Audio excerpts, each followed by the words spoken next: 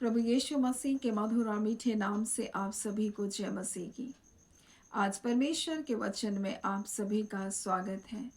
परमेश्वर पिता आज अपने वचनों के द्वारा आप सभी को बहुत आयत से आशीष को दे। पिता परमेश्वर आज अपने वचनों के द्वारा आपसे बोले और बातचीत करे।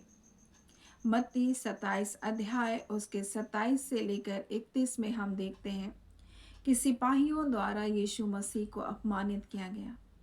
और इस प्रकार से लिखा है, तब हाकिम के सिपाही ने यीशु को किले में ले जाकर, सारी पलटन उसके चारों ओर इकट्ठी थी, और उसके कपड़े उतार कर उसे लाल रंग का बागा पहनाया और कांटों का मुकुट गूंथ कर उसके सिर पर रखा और उसके दाहिने हाथ में सरकंडा दिया और उसके आगे घुटने टेक कर उसको ठट्ठे में उड़ाने लगे। फिर ये फिर उनके सामने कहने लगे, हे यहूदियों के राजा नमस्कार, और उस पर थूका और वही सरकंडा लेकर उसके सिर पर मारने लगे। और जब वे ठट्ठा कर चुके तो उस बागे को उतार कर वे उसके वस्त्र को उसको पहनाए और वो उसे क्रूस पर चढ़ाने के लिए ले चले।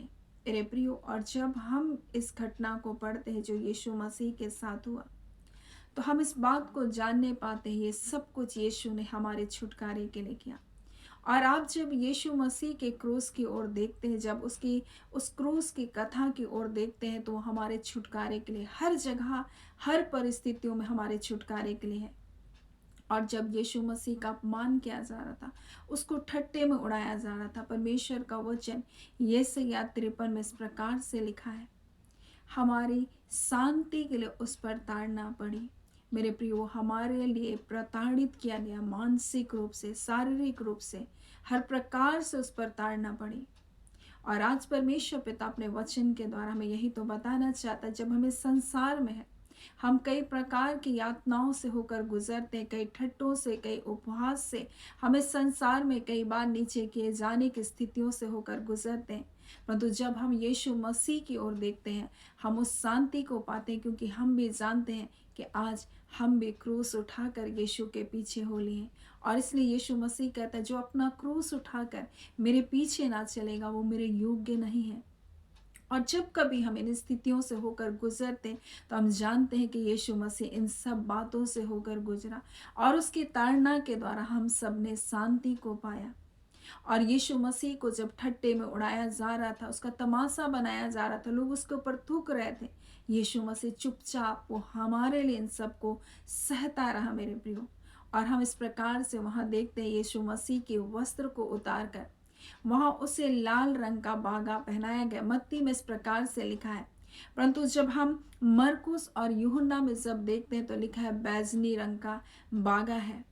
परंतु वास्तविक रूप से मेरे प्रियो, ये हिब्रू भाषा में जो लाल रंग और बैजनी रंग है, उसका एक शब्द आता है अर्गमान, यानी कि प्राचीन समयों में ये दो रंगों की समानता या एक दूसरे का मिश्रण को दर्शाता है। जैसे हम निर्गमन में देख सकते हैं, जब हम निर्गमन में देखते हैं, परमेश्वर के मिलाप वाले तंबू का जब पर्दा बनाने के लिए परमेश्वर ने कहा, तो इस प्रकार से परमेश्वर का वचन कहता है, बैगनी और लाल रंग के कपड़े की कढ़ाई के काम किए हुए करबों के साथ बनाना।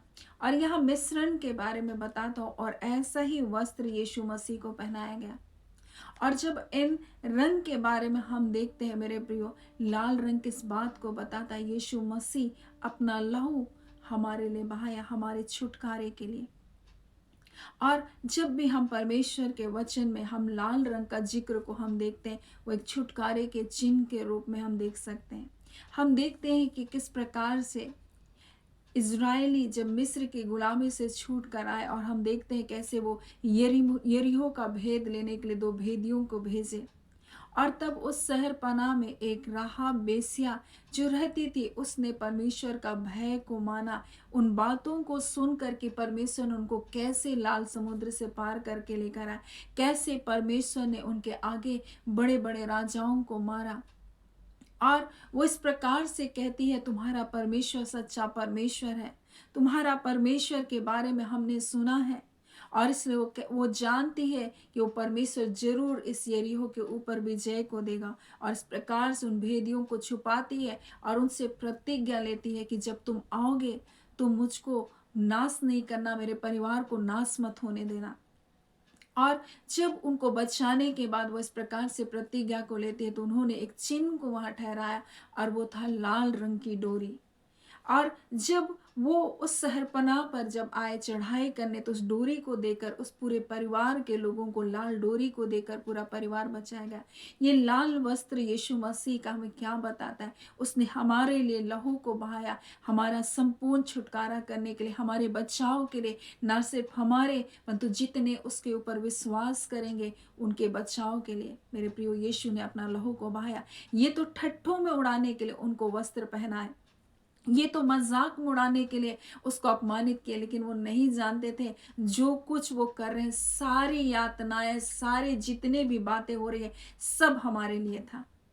हमारे छुटकारे के कार्य के लिए वो तैयारी की जा रही थी, और हर भविष्यवाणी जो यीशु मसीह के लिए की गई थी वो पूरा कर रहा था। और जब हम इस वचन को हम लोग देखेंगे, यशायाह उसके 63 में यहाँ लिखा है, वह कौन है जो एदोम देश के बोस्रा नगर से बैजनी वस्त्र पहने हुए चला आता है? वह अति बलवान है और भड़कीला पहरावा पहने हुए झूमता चला आता है। या मैं ही हूँ जो धर्म से बोलता और पूरा उद्धार करने की शक्ति रखता हूँ। तेरा पहरावा क्यों लाल है? क्या कारण है? तेरे वस्त्र हौद के दाख रौंदने वाले के समान है। मैं तो अकेला ही हौद में दाखें रौंदी, और देश के लोगों में किसी ने मेरा साथ नहीं दिया। हाँ, मैंने अपने क्रोध में आकर रौंदा और जलकर उनको लताड़ा, और उनके लहू के छींटे मेरे वस्त्र पर पड़े। और यहाँ लिखा है, मैंने खोजा, कोई सहायक ना दिखाई दिया। मैंने इससे अचंभा भी किया कि कोई संभालने वाला नहीं। तब मैंने अपने ही भुजबल के द्वारा उद्धार किया, और मेरी जलजलाहट ने मुझे संभाला। वो स्वयं हमारे लिए उतर आया, हमारे छुटकारे के लिए, और उसने अपने सामर्थ्य के द्वारा हमारा उद्धार किया। और परमेश्वर का वचन कहता है, मैं उद्धार करने की, पूरा उद्धार करने की शक्ति रखता हूँ। स्वयं परमेश्वर आज अपने वचन के द्वारा हमें बताना चाहता है। ये लाल वस्त्र यीशु मसीह का इस बात को बताता है मेरे प्रियो, कि उसने हमारे लिए लहू बहाया और संपूर्ण छुटकारा को किया। और यही तो यीशु मसीह ने क्रूस पर कहा, पूरा हुआ। उसने क्या कहा? उसने कहा कि मैंने तुम्हारे लिए दाम को चुका दिया है, मैंने तुम्हारे लिए सब कुछ दाम दे दिया है, मैंने तुम्हारे लिए सब कुछ चुका दिया है। और इसी बात को आज परमेश्वर अपने वचन के द्वारा में बताना चाहता है। और लाल वस्त्र तो मेरे प्रियो यीशु मसीह के उस लहू के बारे में बताता, जो हमारे लिए बहाया गया। हमारे पाप मुक्ति के लिए उसने अपने लहू को बहाया, हमारे लिए उसने दाम देने के लिए उसने अपने लहू को बहाया। और हमको पाप के हाथों जो हम बिके हुए थे मेरे प्रियो, हम पापी इसलिए नहीं थे कि हमने पाप किया, परंतु मेरे प्रियो हमारे रगों में पाप का स्वभाव है। एक छोटा बच्चा जो जन्मा है, वो बच्चा भी जन्म से ही वो पापी है, क्योंकि उसके रगों में भी वही मनुष्य का खून है मेरे प्रियो, जो आदम से आया। और आदम ने पाप किया, एक व्यक्ति ने पाप किया, और वो पाप का स्वभाव एक मनुष्य पर आता चला गया, सारे मनुष्य पर राज्य किया। और एक दूसरा आदम आया जो यीशु मसीह है, और जिसने हमारे लिए लहू बहाया, और हम उसके ऊपर विश्वास करने के द्वारा हमने उद्धार को पाया। मेरे प्रियो, वो जीवनदायी आत्मा बनकर हमारे यीशु मसीह आया। आज परमेश्वर पिता अपने वचन के द्वारा में बताना चाहता है, जब ये ठट्ठा कर रहे थे, उसको लाल वस्त्र पहना, उसको बैजनी ऐसा वस्त्र पहनाया। बैजनी किस वस्त्र को बताते हैं? यहाँ लिखा है वो बैजनी वस्त्र पहने हुए चला आता है, वह अति बलवान है और भड़कीला पहरावा पहने में चला आता है, झूमता है। यानी एक राजा के बारे में बताता है।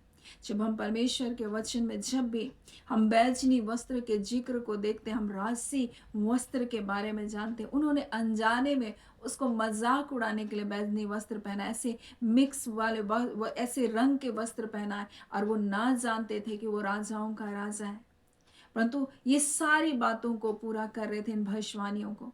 और आज मैं आपको बता दूं, वो हमारे लिए राजा बनकर दोबारा आने वाला है।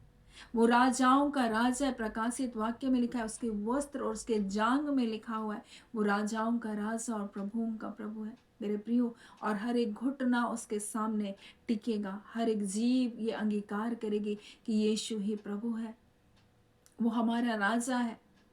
आज परमेश्वर पिता अपने वचन के द्वारा हमको क्या बताना चाहता है मेरे प्रियो? जब यीशु मसीह को इस प्रकार से वो अपमानित करे तो वो ठट्टे में उड़ा रहे थे।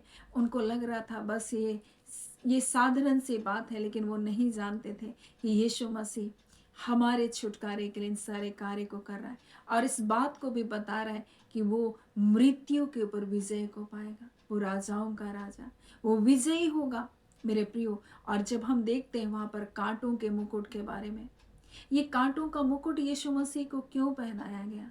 ये कांटों का मुकुट जब यीशु मसीह के सिर पर गया मेरे प्रियो, उसके सिर पर कई जगह ऐसे छेद हो गए और वो कांटे अंदर तक घुसी थी उसके सिर पर। और ये क्यों हुआ? क्या आपने कभी सोचा? जब आप उत्पत्ति में जब पढ़ते हैं मेरे प्रियो, और उस समय आप देखते हैं कि आदम और हवा ने जब पाप किया, तो यहाँ पर इस प्रकार से उत्पत्ति में लिखा हुआ है, उसके 3 अध्याय में इस प्रकार से लिखा हुआ है, या इस प्रकार से लिखा है उसके हम लोग 17 से देखेंगे। और आदम ने उससे कहा, तूने जो अपने आदम से परमेश्वर ने कहा, तूने जो अपनी पत्नी की बात सुनी और जिस वृक्ष के फल के विषय मैंने तुझे आज्ञा दी कि तू उसे ना खाना, तूने खाया, इसलिए भूमि तेरे कारण श्रापित है। तू उसके ऊपर जीवन भर दुख के साथ खाया करेगा। क्योंकि मेरे प्रियो, यहाँ पर आज्ञा उल्लंघन के द्वारा लिखा है, तेरे कारण भूमि श्रापित हुई। और जब कैन और हाबिल के बारे में जब हम देखते हैं, तो यहाँ पर भी इसी बात को कहता है, अब भूमि जिसने तेरे भाई का लहू तेरे हाथों से पीने के लिए अपना मुंह खोला, उसकी ओर से तू शापित है। और चाहे भूमि पर तू खेती करे तो भी उसकी उपज तुझको पूरी नामी होगी। यहाँ पर आज्ञा उल्लंघन करने के द्वारा यहाँ पर परमेश्वर कहता है कि इसलिए भूमि तेरे कारण शापित हुई और तू उसके ऊपर जीवन भर दुख के साथ खाया करेगा, क्योंकि मिट्टी से बनाया गया था आदम। मेरे प्रियो, आज परमेश्वर इसीलिए परमेश्वर का वचन कहता है, जब हम आशीषित होते हैं, ये पृथ्वी भी आशीषित होती है। क्या आप जानते हैं? हम मिट्टी से बने हैं, और जब आज्ञा उल्लंघन किया गया, और इसलिए परमेश्वर का वचन कहता है, सृष्टि भी अपने छुटकारे के लिए आहें भर रही है। वो भी परमेश्वर के पुत्रों के प्रकट होने की बाट जो रही है। जब हम प्रभु यीशु मसीह को स्वीकार करते हैं, जब हम उद्धार को पाते हैं, जब हम छुटकारे के जीवन में प्रवेश करते हैं मेरे प्रियो, हमारे द्वारा मेरे प्रियो हमारे भूमि के उस श्राप के बंधन भी तोड़े जाते। और यहाँ परमेश्वर का वचन कहता है कि इसलिए भूमि तेरे कारण श्रापित है, तो उसके ऊपर जीवन भर दुख के साथ खाया करेगा।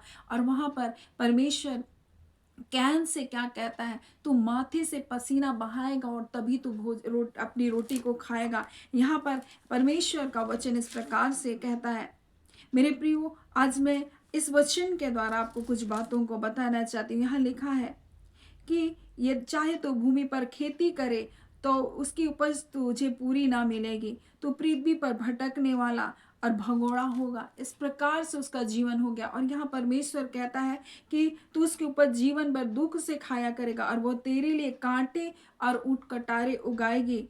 यहाँ पर और तू खेत की उपज खाएगा। यहाँ पर क्या बोल रहे हैं परमेश्वर? तेरे लिए भूमि कांटे और ऊंट कटारे उपजाएगी। और यीशु मसीह ने क्या मुकुट पहना? क्या मुकुट पहना? मुकुट किसको पहनाया जाता है? एक राजा को पहनाया जाता है। बैजीनी वस्त्र किसको पहनाया जाता है? जिसको मान और सम्मान दिया जाता है, जो राजसी वस्त्र है, जो राजशाही घराने का, उसको बैजनी वस्त्र पहनाया जाता है। यीशु मसीह हमारे छुटकारे के लिए आया, वो राजाओं का राजा बना, लेकिन हमारे लिए वो उस कांटों को हमारे लिए क्या क्या अपने ऊपर ले लिया। हमारे विचारों की गंदगी, हमारे अनाज्ञाकारिता को उसने अपने ऊपर लिया, हमारे श्राप के बंधनों को उसने तोड़ा मेरे प्रियो। क्योंकि परमेश्वर का वचन कहता है, मनुष्य जो कुछ सोचता है वो निरंतर बुरा सोचता है। हम देखेंगे यहाँ पर जब हम उत्पत्ति में देखते हैं, तो हवा ने भी सोचा, जब शत्रु ने, शैतान ने उसके मन में बातों को डाला, उसने उस पर विचार किया और उसको लगा होगा ये सर बिल्कुल अच्छा बोल रहा है। हम कई बार परमेश्वर की बातों को छोड़कर हम संसार की बातों की ओर ध्यान देते हैं। हमारे मनों में भी कई प्रकार के विचारों को शत्रु डालता है, परंतु धन्यवाद हो प्रभु यीशु मसीह का, जिसने हमारे छुटकारे के लिए, हमारे विचारों के छुटकारे के लिए, हमारी गंदी सोच के छुटकारे के लिए उसने कांटों का मुकुट को धारण किया और हर श्राप को हमारे जीवन से मिटा दिया। यहाँ पर परमेश्वर का वचन कहता है, इसलिए भूमि तेरे कारण शापित है और तू उसकी उपज जीवन भर दुख से खाया करेगा, परंतु अब नहीं मेरे प्रियो। अब परमेश्वर अपने लोगों के लिए सब कुछ सरल किया है जब हम उसके ऊपर विश्वास करते हैं।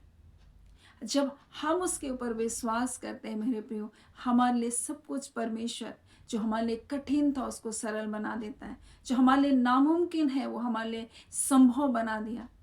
मेरे प्रियो, आज हम मसीह यीशु में विश्रांति के स्थान में पाए जाते हैं और यही सब कुछ यीशु मसीह ने हमारे लिए किया। वो तो सोच रहे थे बस हम तो इसको ठट्टे में उड़ा रहे हैं, हम तो तमाशा बना रहे हैं, और यीशु मसीह चुपचाप सह रहा था हमारे लिए ही। वो हमारे लिए उन सब बातों को सहता रहा और चुपचाप रहा। वो प्रताड़नाओं से, वो थूके जाने से, वो ठट्टों में उड़ाए जाने से लोग उसको अपमान कर रहे थे, लेकिन वो जानता था वो राजाओं का राजा और प्रभुओं का प्रभु है। लेकिन फिर भी उसने अपने आप को साबित करना ना चाहा लोगों के सामने, परंतु आज वो हर एक के दिलों में राज्य करता है। इस संसार में हर एक जो उसके ऊपर विश्वास करते हैं उसके हृदय में वो राज्य करता है। वो राजा है जो दिलों पर राज्य करने वाला है। वो राजा है जो हमारे जीवन को अपने भरपूरी के आशीषों से भरने वाला है। वो राजा है जो हमारे जीवन में शांति को लेकर आने वाला है, और वो शांति का राजकुमार है मेरे प्रियो। और इसलिए उसका वचन कहता है हमारी शांति के लिए उस पर ताड़ना पड़ी। वो प्रताड़ित किया जा रहा था, यहाँ वो अपमानित किया जा रहा था, वहाँ यहाँ ठट्टों में उड़ाया जा रहा था। किस लिए? हमारी शांति के लिए। सो परमेश्वर पिता जिस वचन के द्वारा हम सभी के जीवन को बहुत ऐसे आशीष को दे। आमीन। आइए हम प्रार्थना करेंगे। धन्यवाद देते हैं प्यारे पिता परमेश्वर, प्रभु यीशु मसीह के मधुर और मीठे नाम से पिता, हम आपके निकटता, आपकी हुजूरी में आते हैं खुदावन परमेश्वर, और आज के सुंदर समय के लिए आपका धन्यवाद देते हैं। अपने वचन के द्वारा अपने लोगों से बोला और बातचीत किया। आपके ऊपर हर एक यातनाएं परमेश्वर पिता हमारे छुटकारे के लिए प्रभु था, हमारे जीवन के लिए, हमारे भविष्य के लिए था। और प्रभु यीशु मसीह आप दोबारा राजाओं का राजा बनकर हमारे लिए आने वाले हैं, अब न्यायी परमेश्वर बनकर आने वाले हैं प्रभु। और हम आपका धन्यवाद करते हैं पिता परमेश्वर कि आपने हमें अपना संतान बनाया, और परमेश्वर आपका वचन कहता आप हमें धर्मी बनाए अपने बेटे यीशु मसीह में। और आपका वचन कहता है जिसे परमेश्वर पिता परमेश्वर प्रभु जी जिनके अपराधों को परमेश्वर ढांपे वो क्या ही धन्य है पिता। जिसके पिता धर्म का लेखा ना ले पिता परमेश्वर वो क्या ही धन्य है। और निश्चय प्रभु आपका वचन कहता है हम जब आपके पुत्र के द्वारा धर्मी बनाए गए तो आने वाले क्रोध से हम क्यों ना बचेंगे। निश्चय प्रभु उस न्याय से, उन क्रोध से आप बचाने के लिए हमें आए। हम आपका धन्यवाद करते हैं। और पिता परमेश्वर हम सब आपके हाथों में समर्पित होते हैं। अब आप प्रार्थना करते हैं जितने अपने प्रार्थना विषय के साथ आपके पास आए, एक एक प्रार्थना विषय को आप सुनिए पिता। जो निराशाओं में है, दुख में है, कर्ज में है, क्लेश में है प्रभु, इस घड़ी अपने हाथ को बढ़ाइए पिता और उनकी कमी और घटी मसीह यीशु के उस अद्भुत धन के द्वारा उनके जीवन में पूरा कीजिए। उनके खत्तों को आप ब्लेस कीजिए प्रभु। आप हमारा अच्छा चरवाहा है प्रभु, और आप अपने बच्चों को हरी चराइयों में चराएंगे प्रभु। आप अपने बच्चों को परमेश्वर पिता प्रभु जी हर प्रकार की दुर्बलताओं से बाहर निकालने वाले प्रभु हम आपका धन्यवाद देते हैं पिता। आपके सामर्थी हाथों में आपके प्रिय लोगों को सौंप दें खुदान परमेश्वर। उनके दिलों के पीड़ाओं को आप जानते हैं, उनकी निराशाओं को आप जानते हैं। आप खुदान परमेश्वर कृपा करके इस घड़ी प्रभु उनके उस बोझ को जो उठा नहीं पा रहे पिता, अपने हाथों को बढ़ाकर उन बोझ को उठा लीजिए, क्योंकि आपने अपने वचन में कहा खुदावन पिता परमेश्वर अपने वचन में कहा अपनी सारी चिंता, अपने सारे बोझ को मुझ पर डाल दो, मुझको तुम्हारा ध्यान है। कई बार मनुष्य उन बोझ को प्रभु जी उठाता तो है परंतु देना नहीं जानता। हे पिताजी इस बोझ को देना नहीं जान रहे पिता, कृपा कर आप स्वयं ही प्रभु जी उनके बोझ को उनके हृदय से उठा लीजिए और अपनी शांति से इस घड़ी भर दीजिए। वो जो शोकित है, वो जो क्लेशित है प्रभु, जो पिता ठुकराए गए हैं परमेश्वर, वो जो अपमानित किए गए हैं परमेश्वर पिता, वो जो त्यागे गए हैं परमेश्वर, वो जो छोड़े गए हैं, वो जो धोखा आए हैं परमेश्वर पिता अपने जीवन में प्रभु जी, आज इस घड़ी प्रभु उनके हृदय में अपनी शांति को दीजिए। ओ पिता, जिन्होंने अपनों को खोया है परमेश्वर पिता, अपने प्रियजनों से दूर हुए हैं पिता, आज उनके हृदय में अपनी शांति को दीजिए पिता। हम आपका धन्यवाद देते हैं प्यारे यीशु, आपने हमारी शांति के लिए ताड़ना को सहा। आप शांति के राजकुमार हैं, अपनी शांति से अपने लोगों को आप भर रहे पिता। आपका धन्यवाद, धन्यवाद उनके संकटों में उनके साथ रहकर प्रभु जी उनको छुड़ा कर अपने नाम की महिमा को प्रकट कर रहे हैं। आपका धन्यवाद देते हैं। हम सारी आदर महिमा आपको देते हैं पिता। जितने रोग दुख बीमारी में है पिता, उन्हें आप चंगा कीजिए। इसी घड़ी यीशु के नाम से वो चंगाई की सामर्थ प्रभु जी उनके जीवन में उतर रही है पिता। इसी घड़ी प्रभु हर अंधकार के बंधन अभी तोड़े जा रहे हैं प्रभु यीशु के नाम से। इसी घड़ी अंधकार की शक्तियां रौंदी जा रही, रिखांदोरी आवा शिखीर यस्तोनो नवा। इसी घड़ी दुष्ट आत्माओं की ताकतें तुम छोड़ो, निकलो और जाओ इन लोगों के जीवन को। तुम्हारा कोई अधिकार नहीं है। मैं तुम्हारे अधिकारों का खंडन करती हूँ यीशु के नाम से। और इसी घड़ी दुर्बल करने वाली आत्मा तुम छोड़ो, निकलो और जाओ। और इसी घड़ी प्रभु सिर से लेकर पैर के नाक तक आपका बल प्रभु आपके लोगों के जीवन में उतर रहा है प्रभु। आपका धन्यवाद, आपकी उपस्थिति से अपने लोगों को आप भर रहे पिता। आपका धन्यवाद, ना तो बल से ना शक्ति से परंतु पवित्र आत्मा प्रभु आपकी सामर्थ के द्वारा ये हो रहा। आपका धन्यवाद और धन्यवाद देते हुए पिता ये प्रार्थना आपके बेटे यीशु के नाम से हम मांगते हैं। दया सुने अनुग्रह से ग्रहण कर लीजिएगा। आमीन। परमेश्वर पिता आप सभी को बहुत आयत से आशीष को दे। आमीन।